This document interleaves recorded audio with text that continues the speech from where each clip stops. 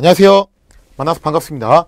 여러분들과 같이 중급 한국사 강의를 진행하게 될 김영준입니다. 이제 일제시대 이야기도 서서히 마무리 단계에 들어가고 있는데요.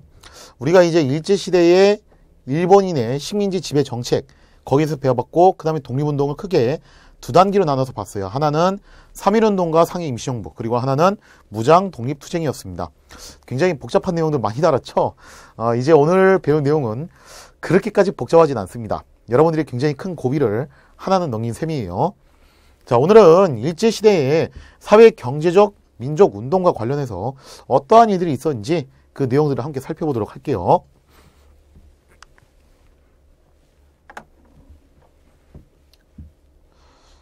여러분들 11월 3일 날이 무슨 날인지 아세요 혹시? 11월 3일 일단 노는 날은 아닌 것 같아요. 왜냐면 11월 달에 확실히 빨간 날이 없죠, 그죠?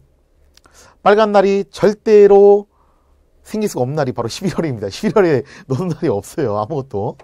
하다못해 뭐 이제 9월이나 10월 이럴 때는 추석이 어떻게 설정되느냐 따라서 좀 달라질 수 있는 건데, 특히 10월 달은 뭐 개천절도 있고 그렇죠. 근데 11월 달이 유독 노는 날이 없는 달이에요. 근데 11월 3일이 뭐냐라고 물었을 때 여러분들이 떠오르는 게 아마 잘 없을 겁니다. 많은 분들이 그냥 잊고 넘어가는 날이지만 굉장히 의미 있는 날이에요. 이 11월 3일이 무슨 날이냐면은 바로 학생의 날입니다. 오, 학생의 날이래. 학생의 날인데 왜 학교는 안 쉴까? 그죠? 좀 이상해, 이게.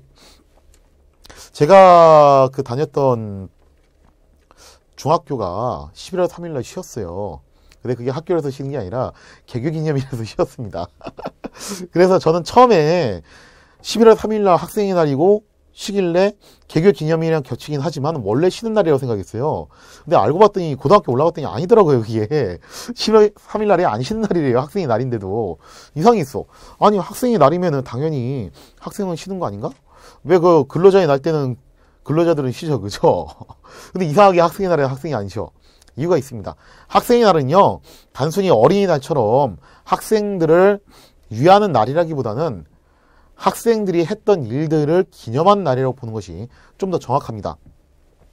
오늘 이따가 소개하게 될 광주 학생 항일 운동이 언제 발생을 했냐면은 바로 11월 3일 날 발생을 합니다. 굉장히 대단한 거예요. 3.1운동 때도 그렇고 오늘 소개할 60만세 운동이나 광주 학생 항일 운동이나 전부 다 하나같이 학생들이 상당히 주도적인 역할을 했다는 거예요. 그리고 우리가 나중에 배우게 될 4.19 혁명, 부마 항쟁, 그리고 6월 민주 항쟁, 이런 것도 전부 다 학생들이 상당히 주도적으로 움직였습니다. 물론 이제 5.18 같은 경우는 학생 플러스 시민들이 상당히 많이 가담을 했어요. 그거는. 자, 이렇게 학생들이 매번 중요한 순간마다 나타나가지고 리드를 했다는 거예요. 그런 점을 생각해 봤을 때, 요즘 학생들은 어떻게 보면은 좀 안쓰럽기도 하고, 또 요때보다 이게 어떻게 보면 좋은 건지 나쁜 건지 간혹가다 좀 저도 헷갈릴 때가 있어요.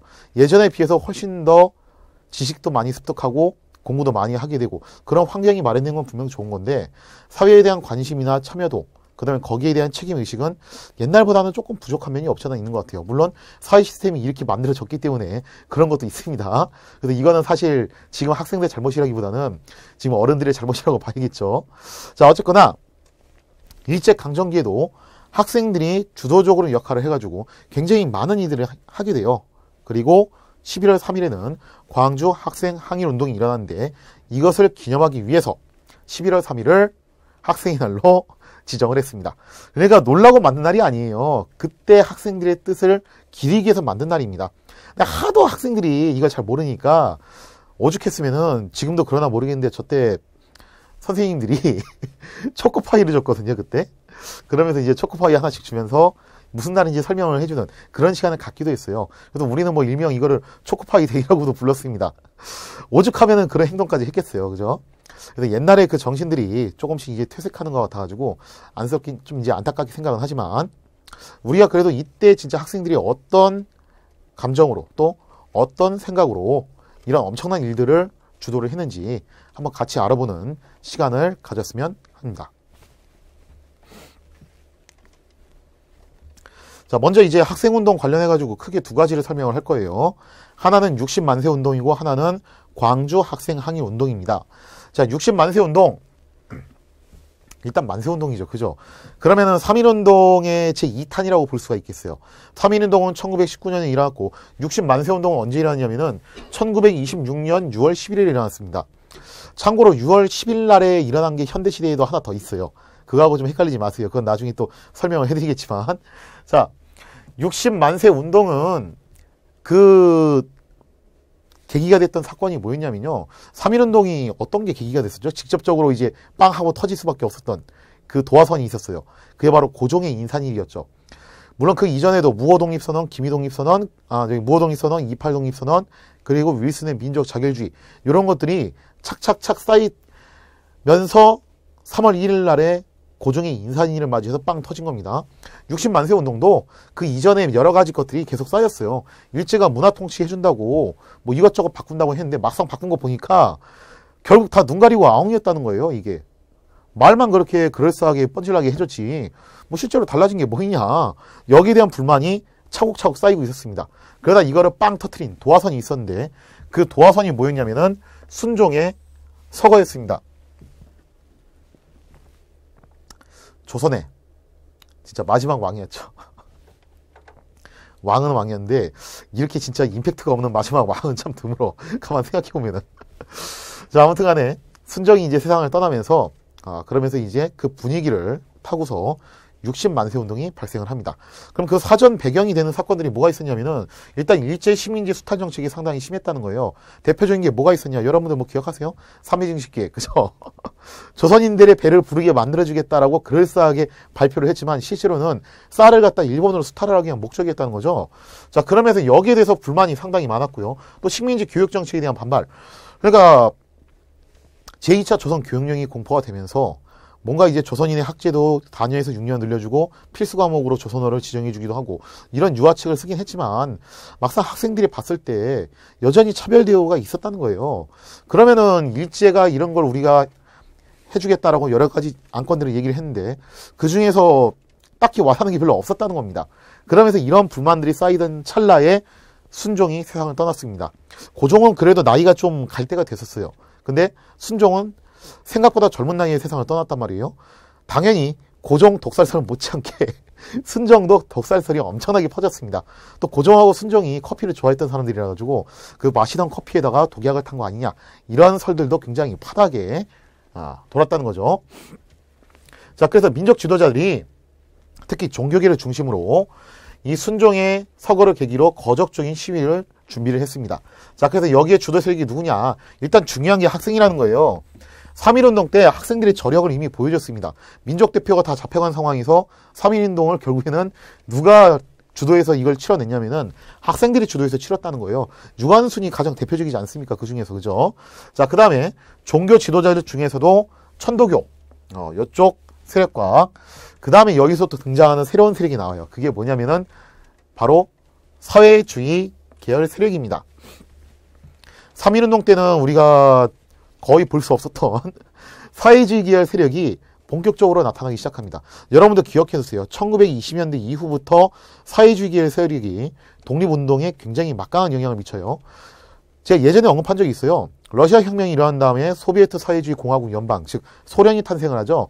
그리고 소련, 이 공산주의 국가는요, 평등을 강조하기 때문에 식민지를 부정한다는 거예요. 이런 거 있으면 안 된다. 그러면서 약소국가 식민지 해방에 대해서 지원해주기로 약속을 합니다. 그러다 보니까 사회주의 계열이 1920년대부터 독립운동의 한 축으로 떠오르게 됐는데 이때도 마찬가지입니다.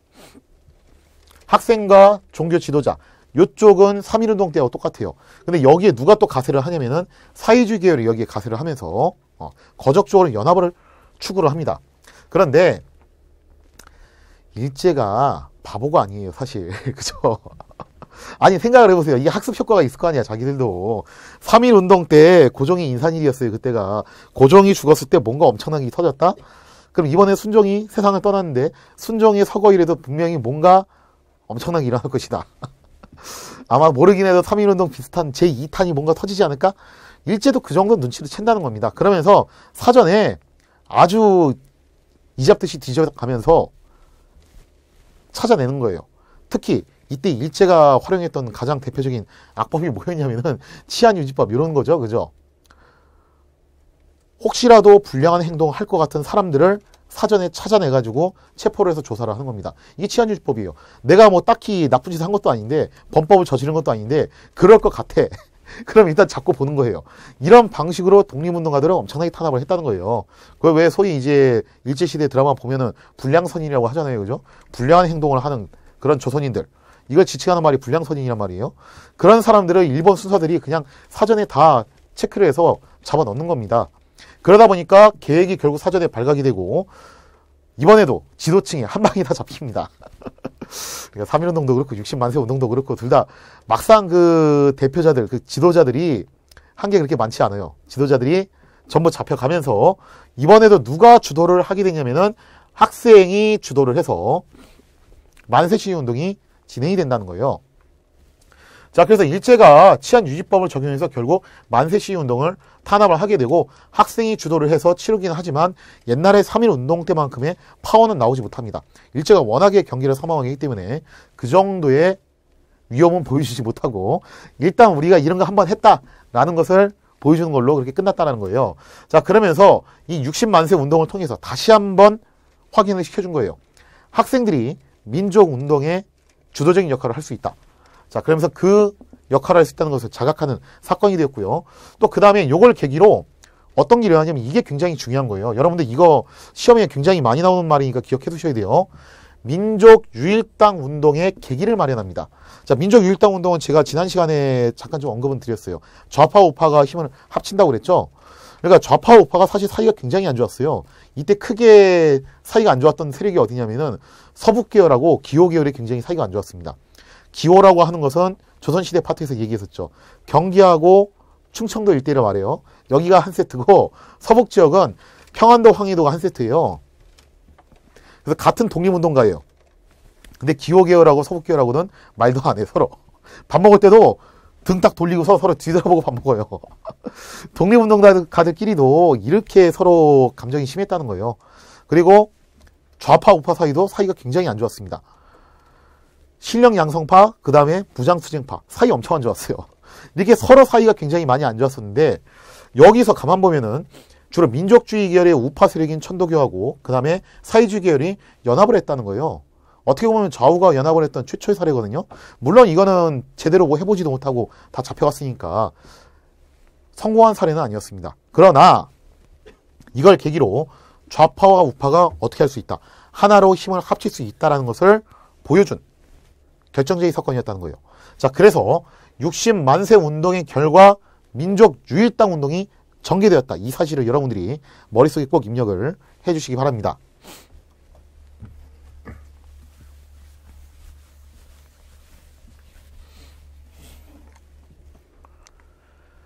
자, 그 다음에 학생운동의 두 번째, 바로 광주학생 항일운동. 1929년 11월 3일에 일어난 사건인데 굉장히 이거 커다란 사건이었어요. 근데 역사라는 것이 좀 그렇습니다. 제가 예전에도 몇 번 얘기를 해드렸지만 역사라는 것이요, 경우에 따라서는 좀 다소 황당한 것이 발단이 되기도 해요. 다소 황당한 것들이 발단이 돼서 그게 일파만파 커져서 엄청난 영향력을 지니는 사건으로 발전하기도 하는데 광주학생 항일운동도 그런 면에서는 좀 이제 시작 스타트 자체는 약간 좀 의외의 부분에서 시작을 합니다. 자, 사건의 발단은 이래요. 광주의 통학열차에서 사건이 발생을 하는데, 그러니까 지금이야 학교가 숫자가 하도 많아졌으니까 솔직히 뭐 통학을 할 때 끼케야 버스지 기차 타고서 통학하는 경우가 없거든요. 근데 옛날에는 아무래도 학교 숫자가 얼마 없다 보니까 집에서 학교까지 갈 때 2-3시간 가는 건 기본이었어요. 그래서 통학열차라는 것도 있었습니다. 근데 이 통학열차에서 일본인 남학생과 한국인 남학생들 사이에서 충돌이 일어납니다. 사건의 발단은 그래요. 일본인 남학생이 한국 여학생을 희롱했다는 건데, 여기서 말해서 희롱이라는 것은 뭐 요즘식으로 생각하는 뭐 그런 성희롱, 성폭행 이런 거는 좀 아니었어요.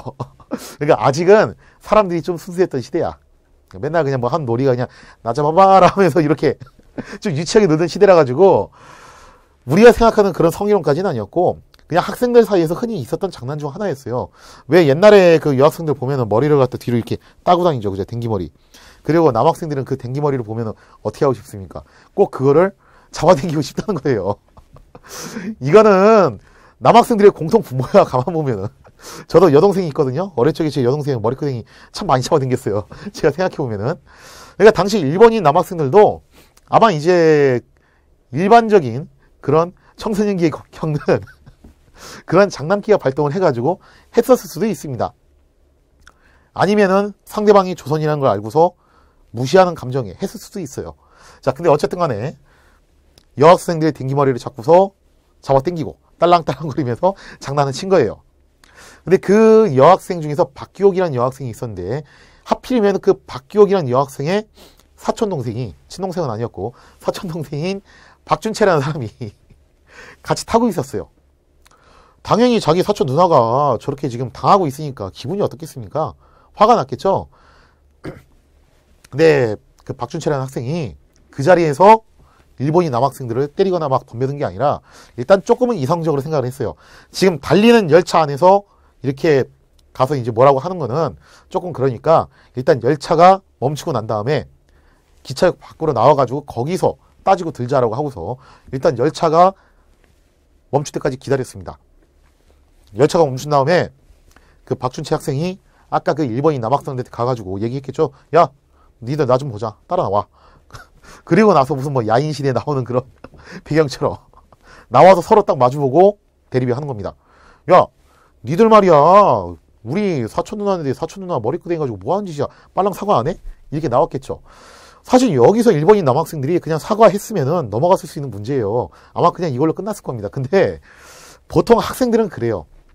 아니 뭐 학생만 그런가 뭐 성인들도 다 그렇습니다. 그게 자기가 잘못을 해놓고서 그거를 순순히 인정을 안 하고 오히려 그냥 적반하장격으로 나오는 경우가 많아요. 야, 이것 봐라. 되게 웃기는 애네. 너 우리가 누군 줄 알아? 우리가 아마 어디 일진이야. 그죠? 그래서 너 한번 맞아볼래? 이렇게 나왔겠죠. 그죠? 그러면서 서로 막 말싸움이 나간 겁니다. 그러다가 상대방이 듣기 싫어하는 말이 나왔을 거예요. 보나마나. 아마 이제 뭐 박준채 학생은 그랬겠죠. 그냥 이런 쪽박이 놈들. 그죠? 그 다음에 또 일본 측에서는 이런 조센징 빠가로. 자, 그러면서 이게 감정 싸움으로 폭발하면서 서로 주먹질이 오가기 시작한 그런 사태가 발생을 했어요. 그런데 지나가던 학생들이 이걸 보고서 여기에 가세하는 거예요. 보니까 한국 학생이 일본 학생한테 맞고 있는 거예요. 여러 명이서 달려들어가지고 이거 뭐야 하고서 한국 학생들이 달려들었겠죠. 또 거기에. 그러니까 또 지나가던 일본 학생들이 이거 보고서 뭐야 쟤들 하고서 또 달려들었겠죠. 이러면서 이게 패싸움으로 번져버립니다. 자, 그러면서 이 사건 처리가 좀 이제 잘못 처리가 되면서 문제가 더 커지게 돼요. 결국 경찰이 출동을 했어요. 누군가가 신고를 했을 거고 경찰이 출동을 해가지고 체포를 했는데 문제는 누구만 체포를 했냐면 일본 경찰들이 한국 학생들을 대거 투옥을 했다라는 것이 문제입니다. 그러니까 일본인들은 그냥 훈방조치 해버리고 한국 학생들만 체포를 해가지고 투옥을 했다는 거예요. 자, 그러면서 이 사건이 일파만파 커지기 시작합니다. 원래 처음 스타트는 흔히 이제 청소년기에 있을 법한 그런 장난에서 시작을 했어요. 그리고 여기까지만 하더라도 청소년기 그 질풍노도의 시기에서는 한 번쯤 있을 법한 일이었습니다. 근데 이게 일본 경찰들이 처리를 갖다가 편파적으로 하면서 엄청난 폭발력을 갖는 사건으로 번지게 됩니다. 물론 이 광주 학생 항일 운동이 일어나기 이전에 이미 조선인, 일본인 사이의 그 감정 싸움은요 계속 누적돼 있었어요. 그 누적돼 있었던 것이 요 사건으로 완전히 폭발을 해버린 거예요. 자, 그러면서 전개를 놓고 보면요. 광주 지역에 있는 학생들이 대규모 시위를 벌입니다. 이거는 일본 경찰들이 명백하게 편파 판정한 거 아니냐. 왜 조선인 학생들만 이렇게 투옥돼서 처벌을 받아야 되냐. 그러면서 동맹휴학하고 시위하고 하는 겁니다. 자, 그러자 신간회라는 단체가 굉장히 중요한 단체예요. 신간회라는 단체가 진상조사단을 파견을 하는데 일단 이 신간회가 어떤 단체인지는 이따가 설명을 해드릴 거고요. 진상조사단을 파견을 하는데 말이 좋아서 진상조사단인지 실제로는 누구를 지원해주기 위해서 바로 이 광주 학생들을 지원해주기 위해서 파견을 한 겁니다. 지금 광주에서 학생들 간에 이런 충돌이 있었고 학생들이 그래서 동맹휴학이나 시위를 한다는데 우리 어른들이 이게 어떻게 된 건지 자초지종을 알아봐야 되지 않겠느냐. 명분은 그렇지만 실제로는 도와줄 목적으로 간 거예요. 자, 그러면서 이것이 전국적인 규모의 전국적인 규모의 항일 투쟁으로 확대됩니다.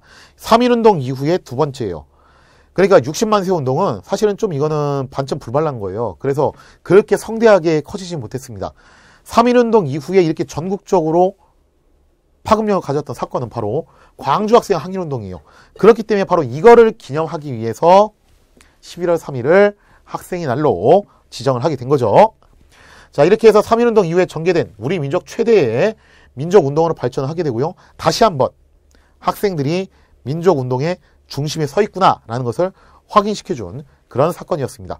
물론 한계성은 있어요. 3.1운동처럼 그렇게 아주 제대로 된 지도부의 그 탄탄한 조직력을 갖추지 못했기 때문에 전국적으로 퍼진 것까지는 좋았는데 그 이후에 그 이상 어떤 일을 해내지 못합니다. 그리고 결국 일제의 진압에 의해서 이 광주 학생 항일운동은 실패로 돌아가게 되죠. 최종적으로는.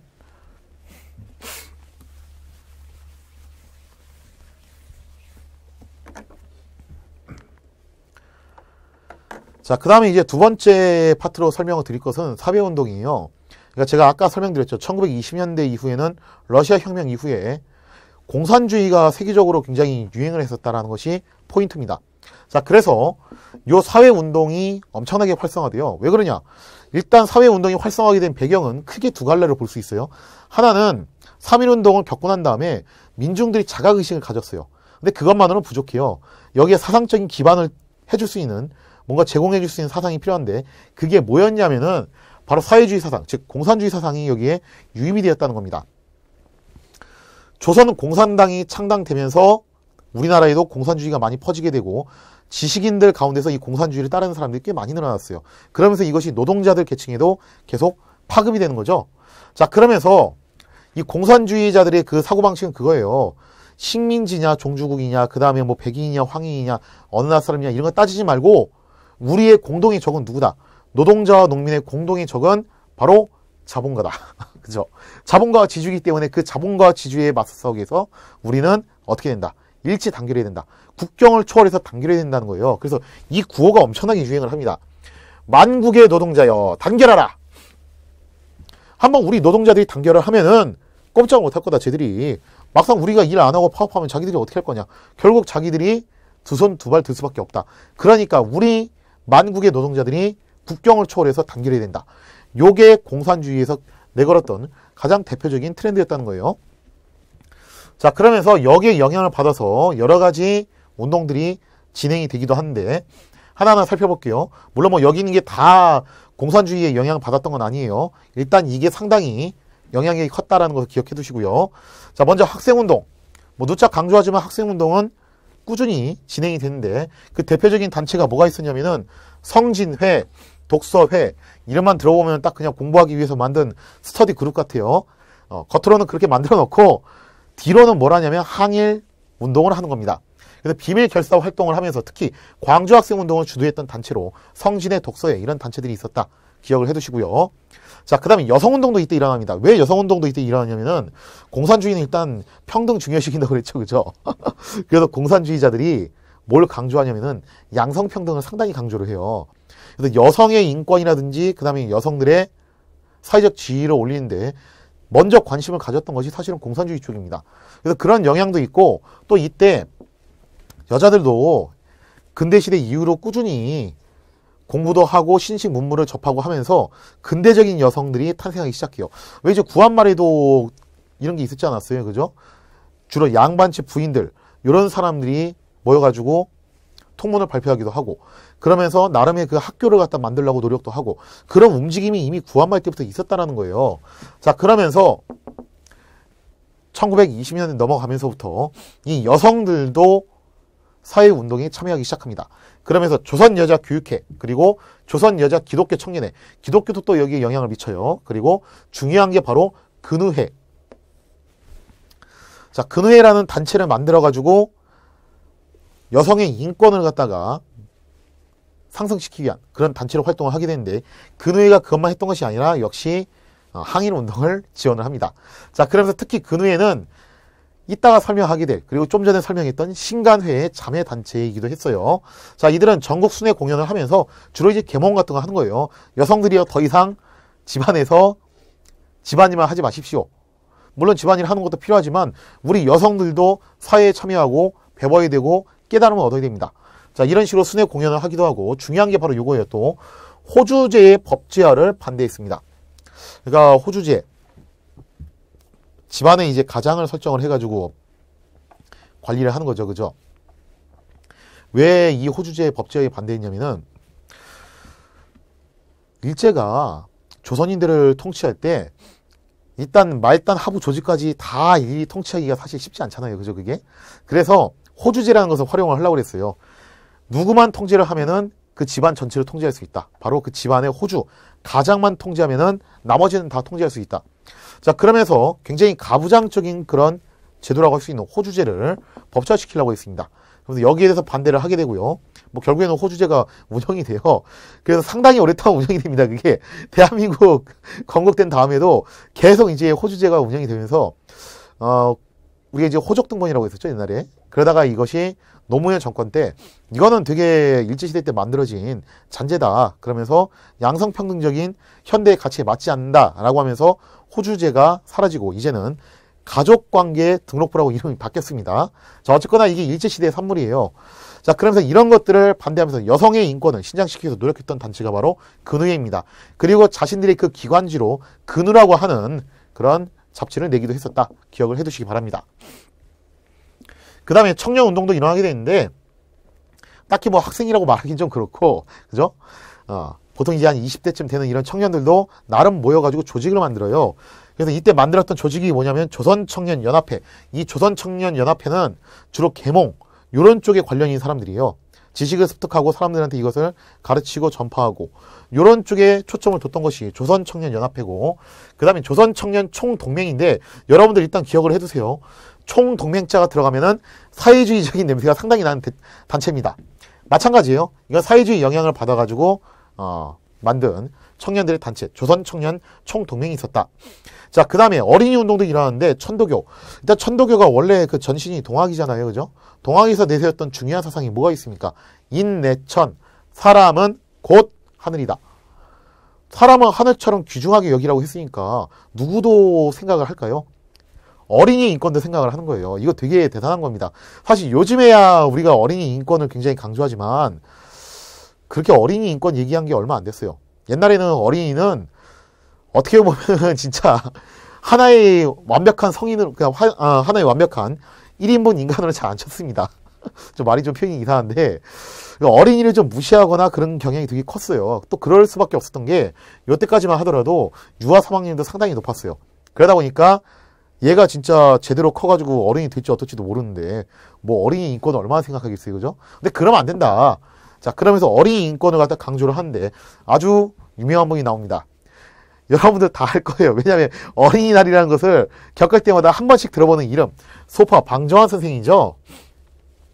방정환 선생이 뭘 제정을 하냐면은 어린이날을 제정을 하게 되고요. 자, 그 다음에 또 중요한 게 이 천도교 소년회에서 잡지 어린이를 발간을 했다.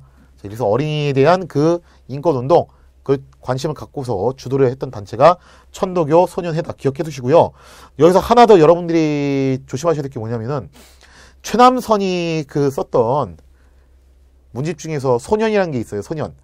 이름이 좀 뭔가 뉘앙스가 비슷하죠. 소년, 어린이. 헷갈리지 마십시오. 어린이가 천도교 소년회하고 관련인 거고, 소년은 이거하고 관련이 없어요. 그거는 최남선하고 관련이 있습니다.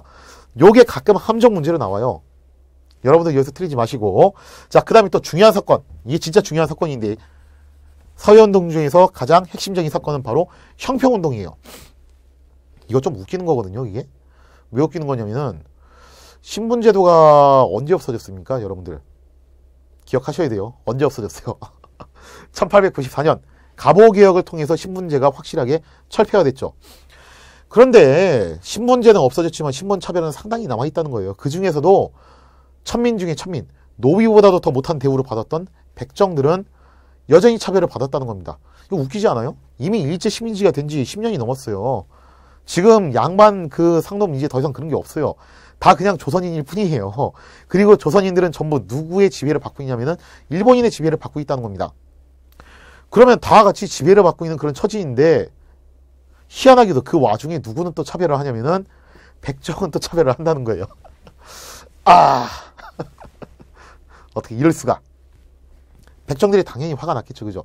불만을 가진 겁니다. 아니 어떻게 이럴 수가 있냐. 같은 조선인끼리 일치 단결해서 저 일본인들은 뭐라 해도 모자랄 판에 우리 지금 백정이라고 이게 차별하는 게 말이 되냐라고 하면서 조선 형평사를 설립을 합니다. 형평사를 설립을 하면서 특히 백정 출신의 신분 차별을 폐지할 것을 요구를 한 것이 바로 이 조선 형평사였어요. 형평이라는 것 자체가 이런 거예요. 백정들 쓰는 그 저울 있죠. 그죠? 고기 달 때 쓰는 그 저울. 이 저울에 누구의 인권을 올려놓자. 바로 우리 백정들의 인권을 올려놓자. 우리 차별하지 마라. 우리도 공평하게 대우해달라. 그 운동이 바로 형평운동입니다. 이 조선 형평사가 어디에 만들어지냐면은 지역도 기억해 두셔야 되는데 바로 진주예요. 왜냐하면 진주에서 있었던 사건들이 몇 가지가 있죠. 그죠? 특히 조선시대의 임진왜란 때 김시민의 진주대첩이 있었던 것도 바로 요 진주였습니다. 그리고 이 진주에서 만들어진 것이 일제시대에는 조선 형평사가 여기에 만들어져요. 그리고 여담이지만 공군훈련소도 진주에 있어요. 여러분들하고는 아무런 상관없는 건데 저하고는 상관이 있습니다. 잊어버릴 수가 없어 도대체 이거. 자, 아무튼 간에 이런 사회운동이 많이 있었다. 기억을 해두시고요.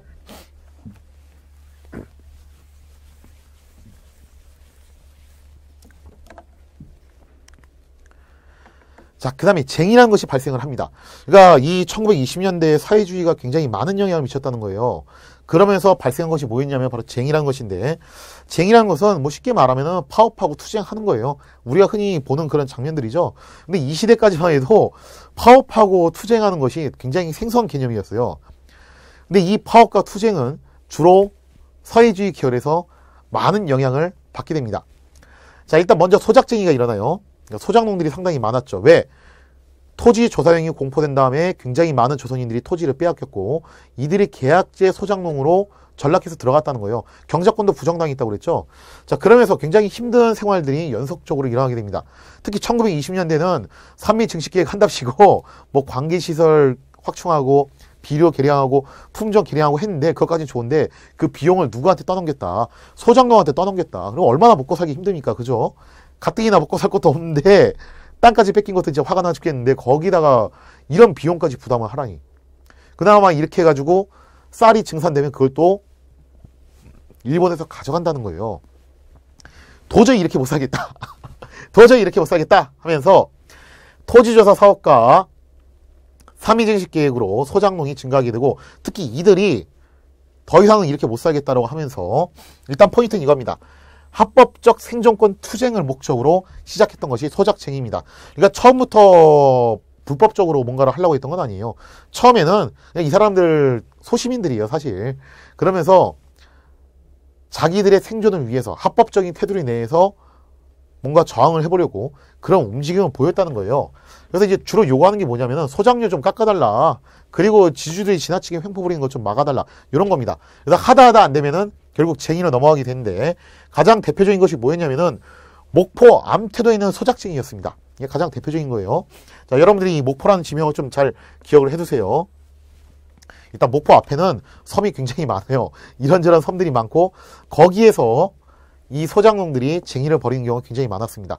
특히 이 목포 암태도 소작쟁이는 대단했어요. 이게 섬에 있던 사람들이 암태도에 있는 사람들이 육지로 올라와가지고 자 거기까지 와가지고 대대적으로 시위를 했던 그 대표적인 쟁이였습니다.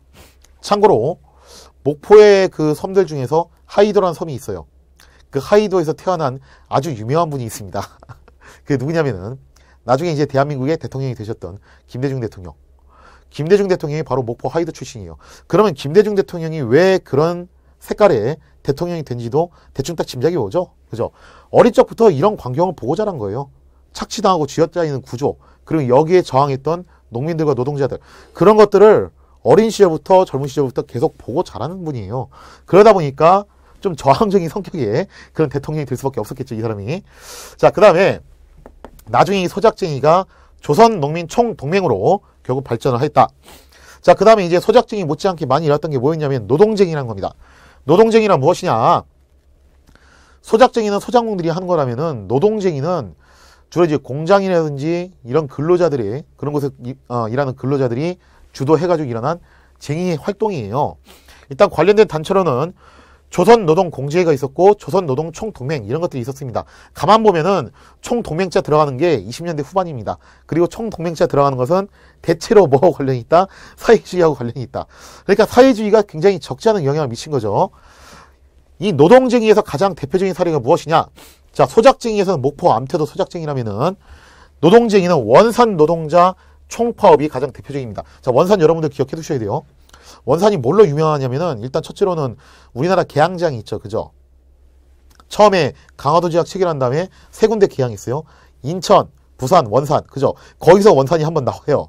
그 다음에 또 원산이 뭐하고 관련이 있냐면은 근대시설 때 최초의 사립학교로 원산학사가 세워집니다. 여기서 원산이 또 나와요. 그 다음에 또 원산이 뭐하고 관련이 있냐면 일제시대 때 바로 노동자 총파업하고 관련이 있습니다. 그래서 이렇게 지역사 문제로 내기가 굉장히 좋기 때문에 원산에서 있었던 이런 사건들 여러분들이 꼭 기억을 해주시기 바랍니다. 그리고 원산하면 유명한 게 하나 또 있어. 군대 갔다 오신 분들은 잊어버릴 수가 없는 거. 그죠? 원산 폭격. 머리 박히죠. 그죠?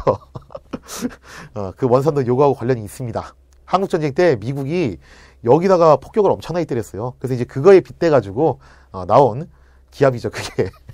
근데 그건 뭐 시험하고 관련이 없고 일단 그냥 재미삼아서 알아두시고요.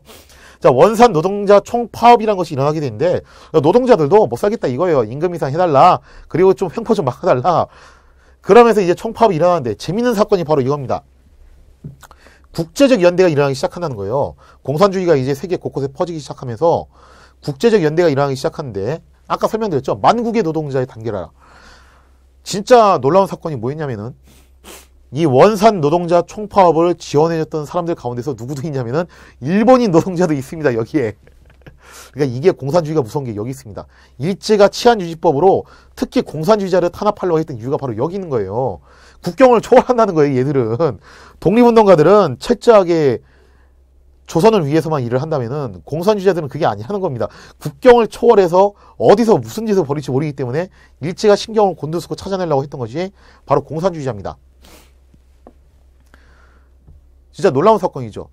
엄밀히 말하면 일본인들이 지배하는 민족이고 그 다음에 조선인들은 지배를 당하는 민족인데 그걸 떠나서 노동자끼리는 통한다는 거예요. 아무리 우리가 일본 노동자라고 하지만 결국 업주한테 쥐어짜이는 거는 똑같지 않냐. 착취당한 거 똑같지 않냐. 지금 저 조선에서 노동자들이 굉장히 힘들어하고 있다. 우리랑 처지가 다를 바 없다. 그러니까 우리가 그들을 지원해주자 하면서 일본인 노동자들이 지원을 해주는 그런 엄청난 모습을 또 보여줍니다.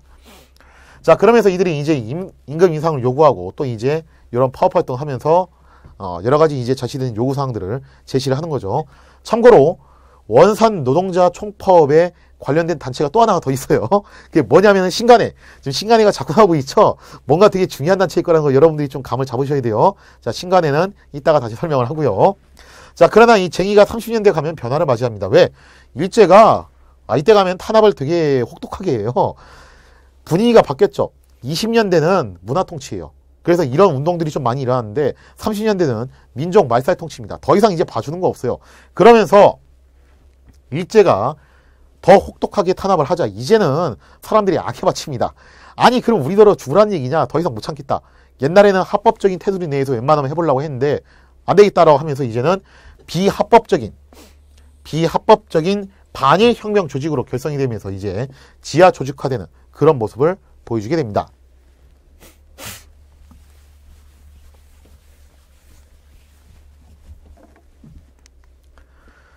자, 드디어 이제 신간회 설명할 차례예요. 지금 여러분들 좀 이제 궁금증이 생길 거예요. 아니 도대체 저게 무슨 단체인데 왜 이렇게 오지랖이 넓어? 막 여기도 끼고 저기도 끼고 뭐 안 나온 데가 없네 신간회가. 그죠? 자, 신간회라는 것은 민족 유일당 운동의 영향을 받아서 만들어진 단체예요. 그러니까 60만세 운동이 여기서 중요해요. 60만세 운동에서 좌파와 우파가 손을 잡을 수 있다라는 그 가능성을 처음으로 보여줬다는 거예요. 그러면서 그 뒤를 이어서 일어났던 민족 유일당 운동에 의해서 좌우가 처음으로 힘을 합쳤던 게 바로 요 신간회입니다. 본격적으로 이 힘을 합친 최초의 단체예요. 이거는. 그러니까 60만세 운동은 연합해서 뭐 좀 해보려고 했다가 해보지도 못하고 잡혀간 거고 이거는 이제 공식적으로 처음으로 만들어진 단체죠. 자, 일단 자치론이라는 것이 발생을 하게 되는데요. 자치론은 이따가 한 번 더 설명을 할 겁니다. 1920년대 문화통치 기간 때 여러분들 기억하세요. 일제가 조선인들한테 자치권을 부여해 주려고 시도를 했었죠. 물론 눈 가리고 아웅이었어요. 그래서 뭐 도평이 이런 것들 만들어 가지고 자치권을 부여해 주겠다라고 유혹을 했지만 막상 거기 갔더니 다 그냥 친일파, 일본인 지주 이런 사람들이었고 그나마 의결권도 없는 그런 기구였으니 판명이 났죠. 그런데 여기에 좀 넘어갔던 사람들이 있어요. 독립운동가들 가운데서. 주로 이제 어떤 사람들이냐면 실력 양성파 있죠. 이쪽 사람들이 그쪽으로 넘어가는 경향이 좀 있었는데 이광수가 가장 대표적입니다. 3.1운동이 끝나고 난 다음에 실패로 돌아가고 난 다음에 여기서 이제 좀 좌절한 사람들이 나왔어요. 우리가 이 3.1운동 해봤는데 이렇게 전국적으로 들고 일어났지만 실패하지 않았냐. 독립하는 것이 정말로 가능한 거냐. 독립은 불가능한 게 아니냐. 그러면서 이런 주장을 한 사람들 나타납니다. 우리가 독립을 주장할 게 아니라 그냥 어느 선까지만 하자. 일제로부터 자치권을 따내는 것까지만 하자라고 하면서 자치론이 등장하기 시작한다는 거예요. 자, 그러면서 타협으로 모색을 하는 겁니다. 독립은 그냥 됐고 자치까지만 하자. 근데 여기에 대해서 불만을 품고 반발을 했던 세력이 있습니다. 특히 우파 계열. 아니 저것들 봐라. 이거 웃기는 애들이네. 야 그러면은 독립을 포기했다는 거 아니야. 특히 안창호 선생도 굉장히 발끈했어요. 여기서. 안창호 선생이 대표적인 실력 양성파거든요. 야 내가 실력 양성론을 주장했던 것은 그러려고 했던 게 아니야. 독립을 위해서 했던 거지. 자치론? 그럼 결국에는 일제식민지를 인정하자는 거잖아. 저런 변절자들, 저런 배신자들, 저런 매국노들. 자 그러면서 비타협적인 민족주의 세력이 형성이 돼요. 우리는 자치론과는 절대 타협하지 않겠다. 이거는 잘못된 것이다. 자, 일단 그거를 여러분들이 하나의 축으로 기억해 두시고요. 자, 그 다음에 좌파 세력의 경우에는 치안유지법으로 탄압을 하도 당하다 보니까 좀 이제 그런 걸 모색을 하는 거예요. 치안유지법에 걸려들지 않게끔. 우리가 그래도 이제 지도부가 자꾸 잡혀가는 것보다는 어떻게든 유지를 하기 위해서는 합법적이고 공개적인 단체가 필요하지 않겠냐. 일단 그런 생각을 또 모색을 하게 되고요. 자, 그 다음에 또 중요한 게 뭐냐면은 코민테른에서 승인을 했다는 이 말이 나오는데 이게 도대체 무엇이냐? 일단 코민테른은 국제공산주의예요. 이거는 국제공산주의고 1국가 1당 원칙입니다.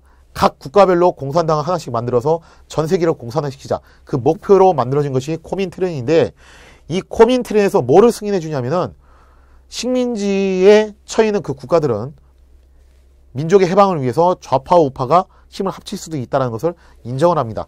그 대표적인 모범 사례가 뭐였냐면은 중국에서 있었던 국공합작이었어요. 즉 중국으로 계속 잠식해오는 일본을 몰아내기 위해서 우파 계열인 국민당과 좌파 계열인 공산당이 힘을 합치는 국공합작이 일어났는데 그 국공합작이 모범적인 사례였다는 거예요. 자 여기에 이제 고무가 되면서 그래 우리도 한번 합쳐보면 어떨까라는 그런 생각이 일어나기 시작합니다. 자 그러면서 또 뭐 이제 광주 학생 항일운동 같은 그런 영향도 있었고, 그거보다도 이제 여러 가지 이제 학생운동, 60만세 운동 때 학생들의 그 주도적인 역할도 있었고, 또 한국 독립유일당 북경 촉성이라고 안창호 선생이 북경에서도 역시 이런 선언을 하는 거예요. 이제 좌파 우파가 힘을 합쳐봐야 되지 않겠냐. 자 그런 얘기를 하면서 결정적인 사건이 바로 요 정우의 사건입니다. 정우의 선언 사건이에요. 사회주의 계열에서 선언을 한 거예요. 뭐라고 선언을 하냐면은 비타협적인 민족주의자들, 즉 자치론과는 이제 완전히 결별하고 선을 긋기로 한 그 민족주의자들에게 러브콜을 한 겁니다. 우리가 독립을 위해서는 좌파니 우파니 그런 거 지나치게 가리고 싸우지 말고 한번 힘을 합쳐보는 게 어떻겠냐 라고 이렇게 러브콜을 했을 때 우파가 여기에 반응을 보여요. 그래 우리가 이렇게 싸울 때가 아니지. 한번 힘을 합쳐가지고 독립이라는 공동의 목표를 향해서 전진을 해보자. 자 그러면서 국외에서는 북경에서 안창호 선생을 중심으로 한국 독립유일당 북경 촉성회가 발족이 되고 국내에서는 뭐가 탄생을 하냐면 신간회가 탄생을 한 겁니다. 좌우 합작단체예요. 일단 조선민흥회라는 단체를 기반으로 중요한 게 이거예요. 합법적이고 공개적인 단체였다. 하도 치안유지법에 당해가지고 거기에서 나름의 이제 노이로제가 걸린 거예요. 그래서 가능하면은 합법적이고 공개적인 단체가 되자. 자 이걸 결성을 하는데 우파는 이상재 선생이 우파의 중심이 되고 그다음에 좌파는 홍명희는 이제 북한에서 되게 유명한 사람이죠, 그죠? 자, 이 사람이 중심이 돼가지고 좌우가 합작을 합니다. 이들의 활동은 일단 전국의 지혜를 소유를 했어요. 그리고 광주 학생 항일운동에 진상조사단을 파견했다. 이거 아까 얘기했었죠. 바로 여기에 파견하면서 광주 학생 항일운동을 지원해 주는 겁니다. 민중대회 개최하면서 전국적으로 홍보를 해준 거예요. 지금 학생들이 이런 처지에 놓여 있다. 우리가 일치 단계에서 나서서 도와줘야 되지 않겠냐. 자, 그 다음에 아까 말씀드린 대로 원산 노동자 총파업에도 지원을 해줍니다. 자, 그리고 나서 전국에 순회 강연하면서 민족의식을 고취하고 신간의 강령을 이제 마련을 했는데 강령 내용이 그거예요. 독립을 위해서 좌파 우파 서로 힘을 합치자. 그리고 자치론 같은 그런 변절자들은 우리가 배격을 하자. 그런 내용들을 골자로 나름의 강령을 삼습니다.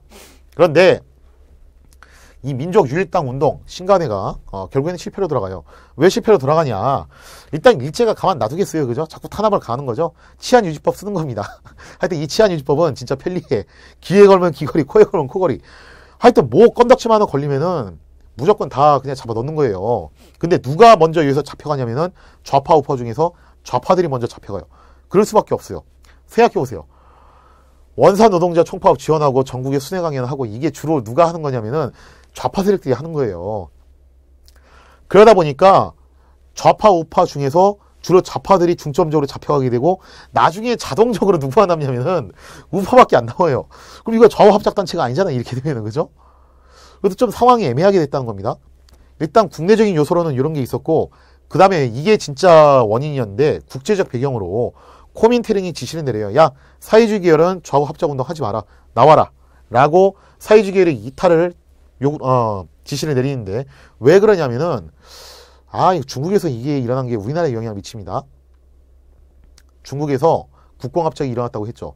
이때까지만 해도 분위기가 좋았어. 그래서 우리나라에서는 신간회 같은 단체가 나온 건데 중국의 그 국공합작이 파토가 납니다. 당시 이제 국민당을 이끌었던 우파 계열이에요. 국민당을 이끌었던 장개석이 이 사람이 기본적으로 공산당을 신뢰하지 않았어요. 그래서 이제 목적을 달성하기 위해서 공산당과 손을 잡았던 건데 결국에는 배신을 해요. 배신을 하면서 공산주의자들을 습격을 합니다. 그러면서 국공합작이 결렬이 돼버려요. 최종적으로. 이걸 보면서 코민테른이 뭐라고 하냐. 봐라. 우파이들은 믿을 수 없는 애들이다. 이거 좌우합작하면 안 되겠다. 하지 말고 다 나와. 그래서 민족 협동 전선보다도 계급투쟁. 저 우파도 최종적으로 우리가 타도해야 될 대상이다. 이거를 강조하게 되면서 민족유일당 운동 신간회는 결국 실패로 돌아갑니다. 근데 중요한 게 뭐냐면은 해산이 아니에요. 원래는 해산이 아니라 해소예요. 해소. 상황이 이렇게 안 좋으니까 그러면 일단은 우리가 흩어집시다. 그러나 나중에 다시 좋은 모습으로 만납시다라고 하고 약속을 한 것을 해소라고 합니다. 그러나 신간회는 다시 부활하지 못하고 요걸로 끝나요. 끝나고 난 다음에 그 뒤로 있었던 좌우합작이 뭐였냐면은 지난 시간에 설명했었죠. 1935년에 있었던 민족혁명당이 탄생을 하죠. 중국 난징에서 주로 좌파 계열에서는 김원봉, 그 다음에 이제 조소왕, 그리고 지청천. 지청천은 이제 우파 계열이죠. 요런 분들이 모여서 여기서 김규식까지 해가지고 요런 분들이 모여가지고 민족혁명당을 창당을 하는데 이게 어떻게 보면은 신간회 이후에 최대 규모의 좌우 합작단체였어요. 그러나 이것도 김구 선생은 여기에 들어가지 않습니다.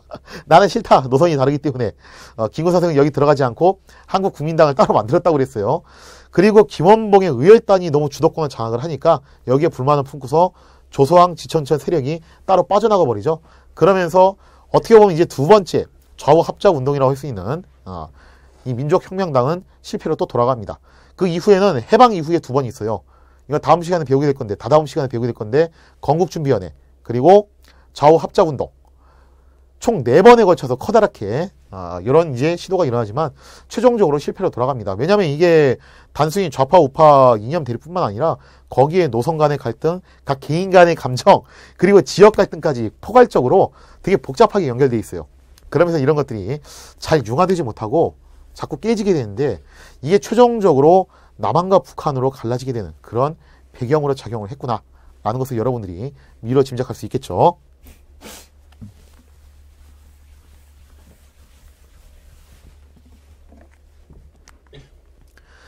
자, 그 다음에 이제 세 번째로 실력 양성운동에 대해서 얘기를 할게요. 이건 예전에 실력 양성운동은 안창호 선생을 기반으로 몇 번 설명을 했었죠. 그죠? 우리가 독립하는 거 좋은데 일단 확실하게 독립할 수 있는 실력을 양성하자. 이게 실력 양성운동이에요. 그 일환으로 일어났던 사건이 뭐였냐면은 일단 물산 장려운동이라는 것이 일어납니다. 자, 물산 장려운동 보시면은 일제가 1920년대에 회사령을 철폐를 해버려요. 회사를 세우기 위해서는 원래는 허가제였어요. 근데 이제는 신고만 하면 된다라고 하면서 민족 자본이 성장할 수 있는 그런 배경이 마련이 됩니다. 그러면서 우후죽순격으로 이런저런 회사들이 많이 들어서요. 대표적인 회사가 뭐가 있었냐면은 김성수가 만든 경성방직 여기 있었고요. 그 다음에 이름이 조금 이제 웃기긴 한데 그래도 난닝구가 아닌 게 다행이야. 평양 메리에서 공장 이런 것들이 들어섭니다. 참고로 이 김성수는 좀 여러모로 좀 애매한 인물이에요. 이 김성수가 당시 조선에서 이 사람 엄청난 갑부였거든요.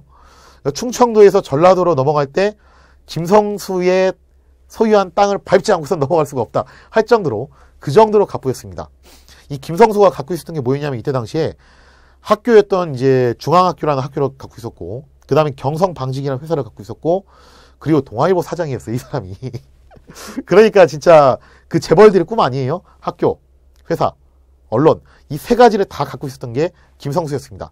근데 김성수가 어떤 사람이냐 했을 때 평가가 상당히 분분해요. 일단 김성수의 동생은 확실하게 친일파였습니다.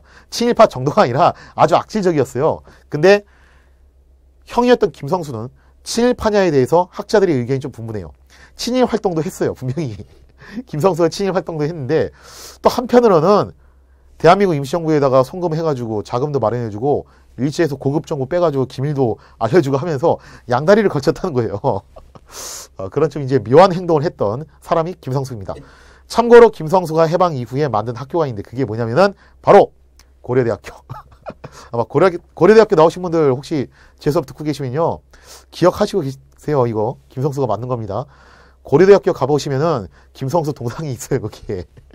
자, 이거 알아두시고.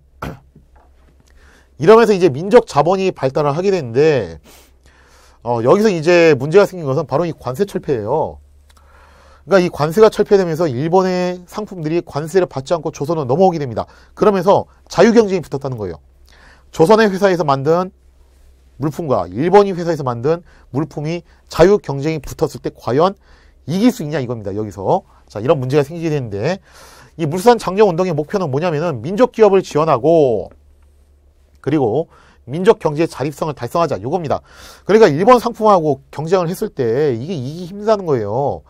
왜냐면은 물량도 밀리는 거고 질에서도 밀리는 거고 여러 가지로 이제 밀리다 보니까 어디에 호소를 하냐면은 애국심에 호소하는 겁니다. 이게 1990년대 초에 있었던 우루과이 라운드 체결된 이후에 한때 엄청나게 유행했던 신토부리 그거하고 맞물려요.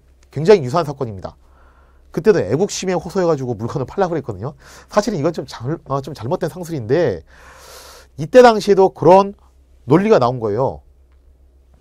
우리 조선인들이 만든 제품은 우리 조선에서가 만든 제품은 질도 낮고 가격도 비싸고 물량도 적습니다. 그러나 조선인이 조선인의 상품을 써주지 않으면 누가 조선인 상품을 사줄 것이며 아무도 조선인 회사가 만든 상품을 사주지 않으면 조선인이 만든 회사는 무너지지 않겠습니까? 그러면 민족 자본이 무너진다는 거예요. 그래서 그거를 살리기 위해서 토산품 애용 강조, 즉 국산품 애용을 강조하는 겁니다. 어떻게 보면 애국심에 호소하는 거죠.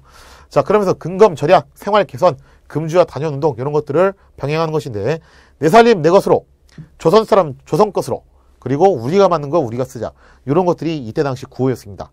중심 단체 중요한 게 바로 요거예요.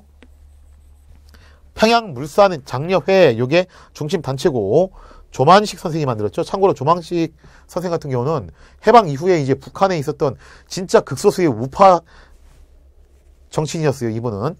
그 다음에 조선 물산 장려회가 서울에 있었고 또 자작자급회, 토산 장려회 이런 단체들이 중심이 돼가지고 물산 장려 운동을 주도를 합니다. 그러나 결과는요. 이렇게 돼요. 조선인들이 애국심에 불타가지고 많이 사줬어요. 근데 사주면은 뭔가 좀 이제 긍정적인 효과가 나와야 되는데 부정적인 효과가 나온 거예요. 여러분들 사회 시간에 배운 거 기억나세요? 옛날에 고등학교 시절에 수요 공급의 법칙, 그죠? 수요는 많은데 공급이 밀린다. 그럼 어떻게 됩니까? 물가가 상승을 해버리죠. 이러면서 국산품의 물가가 상승을 하게 되고 특히 사회주의 계열이 이걸 비판을 합니다. 이거 문제가 있다. 원래 조선인들은 굳이 저렇게 홍보 안 해도 조선인 물품 많이 사줬다. 근데 이런 식으로 홍보를 하는 건 결국에는 자본가들의 배를 불리기 위한 계급적 이익운동 아니냐. 누가 손해를 보고 있다? 지금 조선인의 힘없는 조선 서민들이 손해를 보고 있고 그 사람들이 물가 상승으로 고통을 받고 있다. 누가 지금 이득을 보고 있냐. 자본가들이 이득 보고 있다. 이거 문제 있는 거 아니냐 하면서 이들의 공격을 받아가지고 결국 물산 장려 운동은 시들시들해지게 돼요.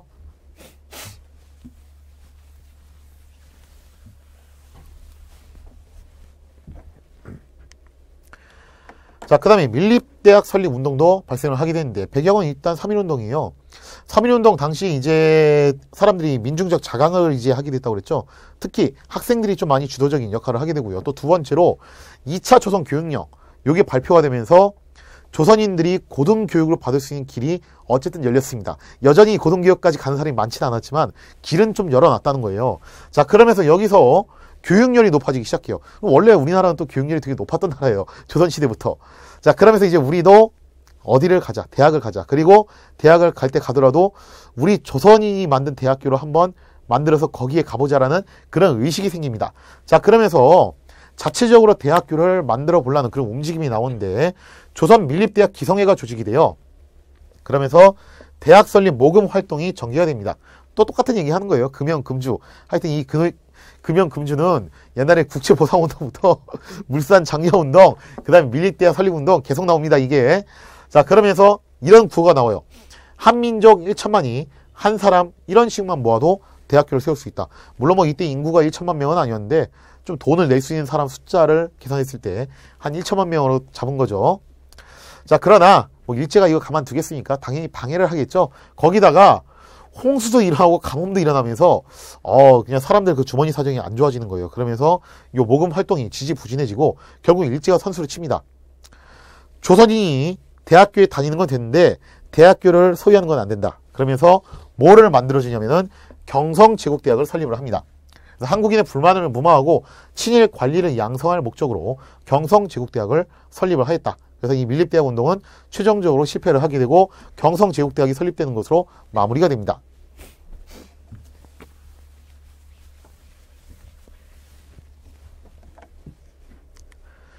자, 그 다음에 또 문맹퇴치운동도 일어나요.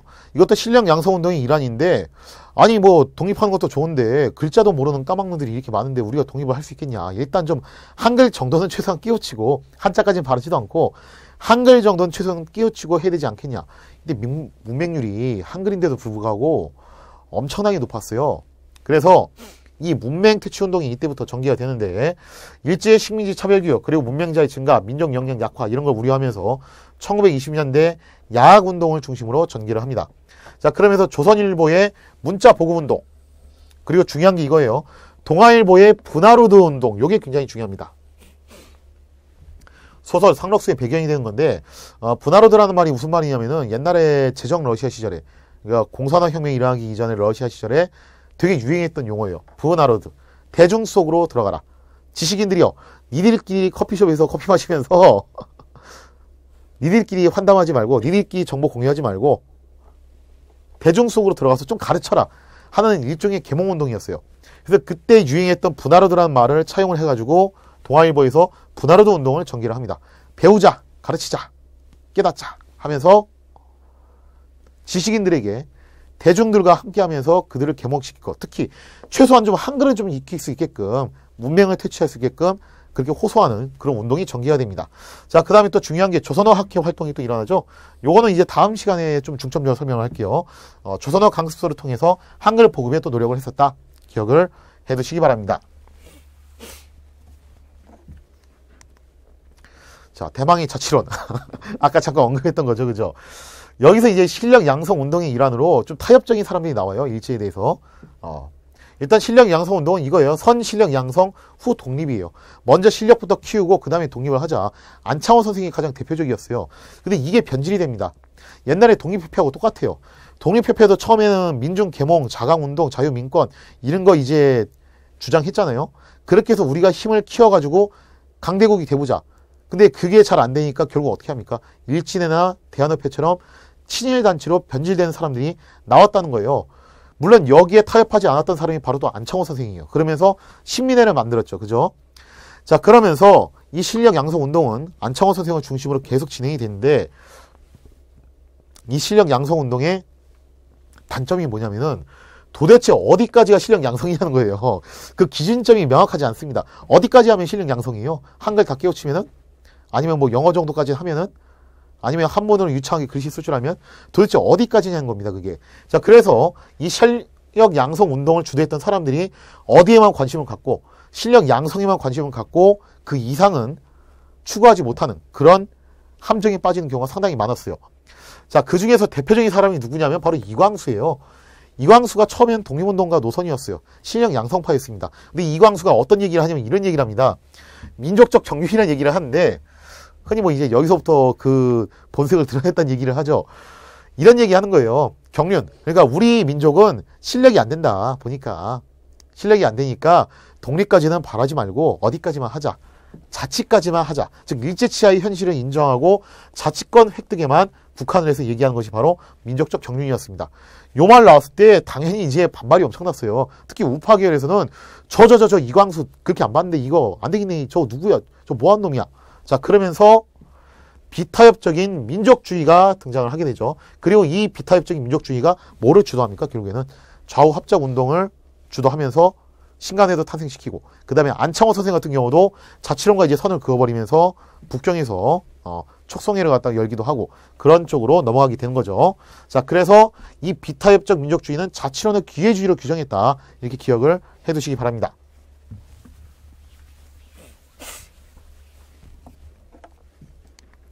자, 그 다음에 국외 동포 활동이에요. 이제 만주, 연해주, 일본, 미주에 있었던 우리 동포들이 이제 어떻게 살았나 살펴보면요. 먼저 만주에서는 이제 독립운동 기지 건설하면서 여러 개의 독립운동 기지가 건설이 됐죠. 특히 만주 삼원보, 여기가 가장 핵심적인 지역이었고요. 항일 무장투쟁도 굉장히 많이 전개됐어요. 그리고 간도 참변 같은 그런 시련도 있었습니다. 뭐 여기까지는 다 설명한 내용이고, 못 보던 게 나왔죠. 그죠? 만보산 사건. 이거 되게 안타까운 사건이에요. 그러니까 1930년대쯤 되면은 조선인들이 만주 쪽으로 굉장히 많이 이주를 해요. 산미증식계의 그 여파로 쌀을 하도 수탈당하니까 못 견뎌가지고 만주 쪽으로 이주한 사람이 많았다고 그랬죠. 그죠? 참고로 저희 할머니도 이때 만주로 이주하신 분이었어요. 이주했다가 다시 돌아오신 그런 케이스인데, 만주로 이주했을 때 이게 텃세가 심할 거 아니에요. 원래 중국인들이 살고 있는데. 그래서 이 중국인들과 한국인들 사이에서 마찰이 일어납니다. 그리고 일제가 만주를 장악할 목적으로 민족 이간책을 꾸며요. 누구를 지원해 주냐면은 한국인을 지원해 준 거예요. 그래서 일본 경찰들, 군경이 누구를 지원해주면 한국인은 지원해주면서 원래 여기에 터전을 잡고 있었던 중국인들에게 타격을 줬습니다. 자, 그러면서 이 만보산이라는 곳에서 관계수로를 설정하는 문제를 가지고서 중국인들과 조선인들 사이에서 충돌이 일어나요. 그리고 일제가 조선인 편을 들어가지고 중국인들에게 총격을 가한 사건이 발생을 했습니다. 사건의 전모는 이런데 이게 우리나라에 오보가 나요. 조선일보, 동아일보가 오보를 내가지고 중국인들에게 우리 동포들이 만보산에서 학살을 당했다라고 잘못된 정보가 입수가 됩니다. 그러자 우리나라 국내에서 반중 감정이 갑자기 확 일어나는 거예요. 물론 이게 일제가 또 나름 조작하고 여기서 한 게 있었어요. 영향을 끼친 게. 그러면서 곳곳에서 조선인들이 중국 화교들을 습격을 하는 그런 굉장히 안타까운 모습이 나타나요. 그러니까 비이성이 이성을 장악하면은 이런 끔찍한 일이 나타납니다. 여러분들 그 호떡집에서 불난다는 말 아시죠? 그죠? 들어보셨죠? 이거 뭐 할 때 쓰는 말이에요? 장사 잘 될 때 우리가 야 이거 진짜 호떡집에서 불난 것처럼 저렇게 장사가 잘 되네. 우리가 그런 표현을 쓰는데 원래는 그럴 때 쓰는 게 아니라 이럴 때 썼어요. 당시 화가 났던 사람들이 화교들을 습격했는데 화교들이 제일 많이 했던 게 뭐냐면은 호떡 장사였어요. 그래서 호떡집에다 불을 질러버리는 겁니다. 그러면은 그 중국 화교들이 어떻게 되겠어요? 호떡집에서 뛰쳐나오겠죠. 그 뛰쳐나온 사람들을 학살하는 일이 굉장히 많았어요. 이때 꽤 많은 중국인들이 조선인들에게 죽임을 당했습니다. 나중에서야 알아챘죠. 우리가 속았다는 걸.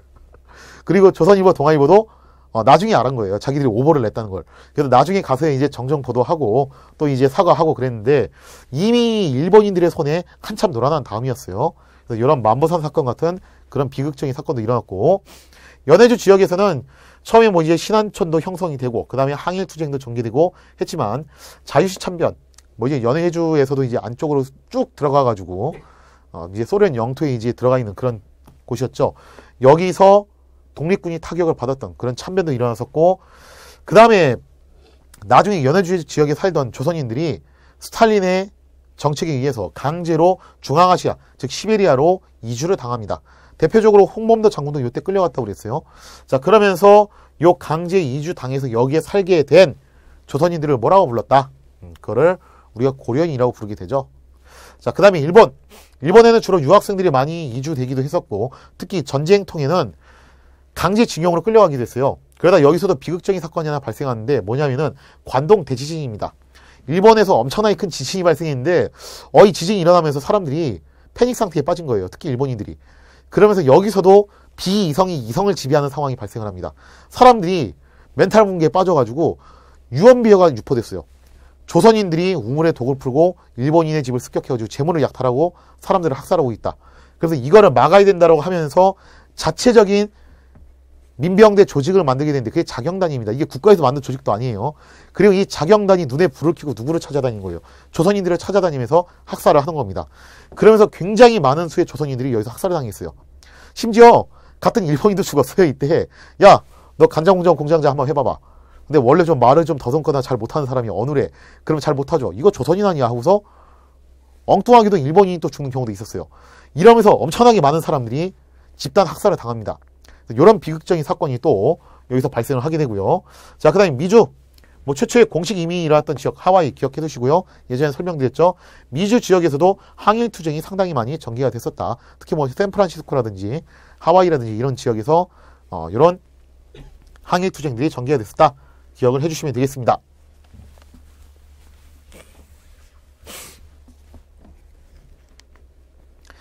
핵심 정리 들어가도록 하겠습니다. 60만세 운동은 학생이 중심이 되어 일어난 만세운동이다. 원래는 뭐 이제 민족 대표들로 천도교 쪽 세력하고 사회주의 계열이 있었는데 이 사람들이 전부 체포가 되면서 결국 학생 중심이 일어났다고 했죠. 60만세 운동의 영향으로 민족 유일당 운동의 계기가 마련됐다. 굉장히 중요한 거고요. 광주 학생 항일 운동은 성진회, 독서회 등 학생단체가 주도했다. 광주 학생 항일 운동에 신간회가 진상조사단을 파견하면서 이게 전국적인 사건으로 확대했다고 그랬죠. 근후에는 기간지인 근후를 발행했고 신간회의 자매단체라고 했습니다. 천도교 소년회는 어린이날을 제정하고 잡지 어린이를 발간했다. 최남선의 소년과 헷갈리지 마십시오. 백정들은 신분차별을 폐지를 위해 진주에서 형평운동을 전개하고 조선 형평사를 설립했다. 목포 암태도에는 소작쟁이는 소작농들의 합법적 생존권 투쟁이었어요. 처음에는 합법적으로 갔어요. 그러다가 30년대 이후에는 비합법적 반의혁명 조직으로 전환한다고 했죠. 원산 노동자 총파업은 국제사회의 연대를 추구했고 신간회가 역시 이거를 지원해줬습니다. 1930년대 쟁의는 비합법적 반일혁명 조직의 성격을 갖고요. 신간회는 좌우가 합작한 합법적 공개단체이다. 특히 우파는 자치론에 대해서 비파적인 그런 결별 선언을 한 민족주의 세력이었고 또 좌파의 경우에는 코민트렌의 그런 승인을 얻어가지고 시도를 했다라고 그랬어요. 신간회는 일제의 탄압과 사회주의 계열의 이탈로 해소, 원래는 해산이 아니고 더 좋은 모습으로 만납시다 했는데 잘 안 됐어요. 그것도. 자, 그 다음에 물산장려운동은 토산품 애용을 강조한 운동이고 조만식은 평양에 물산장려회를 설립했다. 특히 평양 어떤 것들이 있었는지 여러분들 다 기억하셔야 돼요. 3.1운동과 2차 조선교육령의 영향으로 밀리대 설립운동이 전개되었다. 그러나 결국 대학 설립은 못했고 일본이 경성제국대학을 설립하는 것으로 마무리가 됐습니다. 동아일보는 문맹퇴치운동인 분하르도운동 대중 속으로 들어가라. 그 운동을 전개했고요. 이광수는 민족적 경륜을 강조하며 자치론을 주장했습니다. 실력 양성 운동의 한계점이라고 했죠. 자치론에 대한 반발로 비타협적 민족주의 계열이 등장을 했고요. 만주에서 일제의 민족이관책으로 만보산 사건이 발생을 했고 일본에서는 관동 대지진이 발생 후 자경단에 의해 많은 조선인이 학살을 당했습니다. 자, 그럼 본격적으로 실력 형성 문제 보도록 하겠습니다. 1번. 다음 내용과 관련된 역사적 사실로 올바른 것을 고르시오. 우리는 일찍이 민족과 국제평화를 위하여 1919년 3월 1일이 나왔어요. 우리의 독립을 선언하였다. 하였다라고 한 거 보니까 3월 1일 날이 아니라 그 이후의 이야기죠. 그죠? 자, 그러면 뭔가 3.1 운동을 모티브로 삼았던 어떤 사건이라는 걸 알 수 있습니다. 이게 뭐겠습니까? 60만세 운동. 그죠? 자, 우리는 역사적 국수주의를 반복하려는 것은 아니다. 다만 우리들의 국권과 자유를 회복하려 함에 있다. 뭔가 좀 이제 말의 뉘앙스가 3.1 운동 선언문하고 상당히 유사한 부분이 있어요. 우리는 결코 일본 전민족에 대한 적대가 아니요. 다만 일본 제국주의의 야만적 통치로부터 탈퇴하고자 함에 있다. 그러니까 뭐 일본인 전체를 적으로 돌리는 게 아니라 일본인들 중에서도 특히 제국주의를 고수하는 사람들, 그 사람들을 타깃으로 잡는 겁니다. 이게 전략적으로 상당히 좋은 선택이에요. 실제로 옛날에 안중근 의사도 재판장에서 그 얘기했어요. 내가 일본인 전체를 싫어하는 게 아니라 이토 히로부미를 비롯한 그 침략주의적인 성격을 갖고 있는 제국주의자들을 내가 싫어하는 거다. 그러니까 일본인들은 정신 차려라. 이거는 가짜 평화다. 그렇게 일장연설을 하면서 많은 또 일본인들이 안중근 의사를 인정하기도 했다고 그랬어요. 자, 그러면서 여기로부터 탈퇴하고자 함에 있다. 우리 독립의 요구는 실로 정의의 결정으로 평화의 실현인 것이다. 형제 자매여 속히 나와서 일본 제국주의와 싸우자. 자, 바로 60만세 운동의 격고문이에요. 자, 이 사실을 통해서 관련된 역사적 사실로 올바른 것 골라보겠습니다. 1. 광주 통학 열차에서 한일 학생 간의 충돌의 배경이 되겠다. 이거는 광주 학생 항일 운동이죠. 이거 아니고. 2. 사전계획이 발각되어 학생 중심으로 전개되었다. 이게 답이죠. 그죠? 60만세 운동이 처음에는 천도교 계열의 민족주의자 그리고 사회주의 계열이 연합을 하려고 했다가 사전 발각이 되면서 실패로 돌아가게 되고 학생들이 중심으로 전개가 되었다고 했어요. 3번 민족대표 33인이 태화관에서 독립선언서를 낭독하였다. 이거는 3.1운동. 4번 민족유일당의 영향을 받은 게 아니라 민족유일당의 영향을 준 거예요. 여러분들 이거 시점을 잘 보셔야 돼요. 여기에 영향을 받은 게 아니라 얘가 여기에 영향을 준 겁니다. 5번 신간의 자매단체로 기관적인 근우를 발견하였다. 이거는 근우에 대한 설명이죠. 따라서 1번의 답은 2번이 되겠습니다.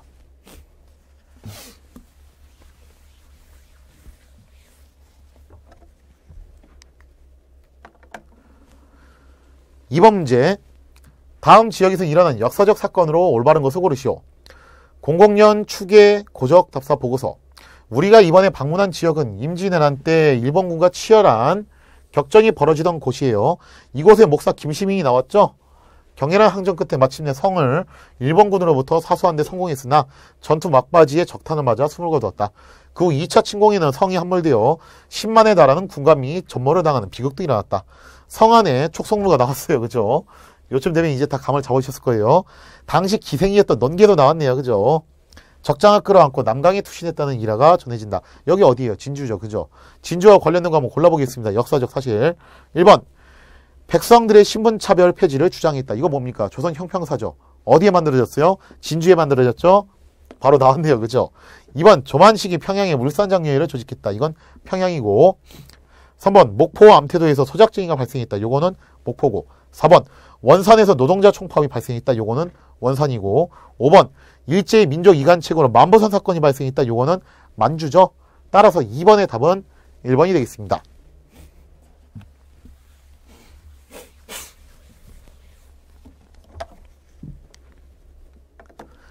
3번 문제. 다음 내용을 통해 알 수 있는 역사적 사실로 올바른 것을 고르시오.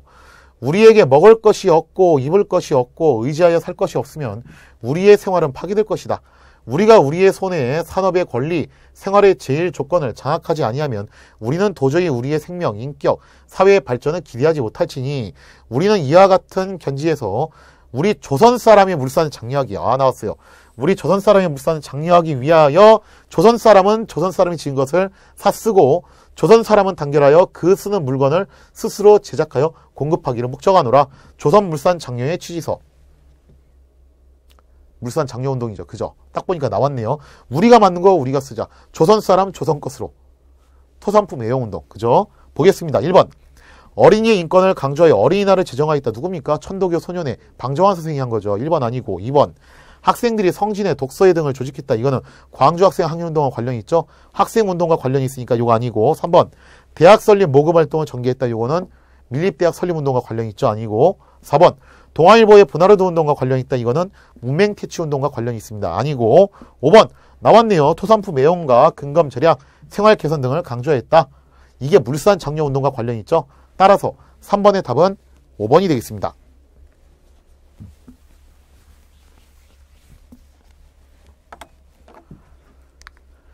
자, 이렇게 해서 일제강점기 사회 경제적 변화와 거기에 관련된 여러 가지 민족 운동들을 살펴봤습니다.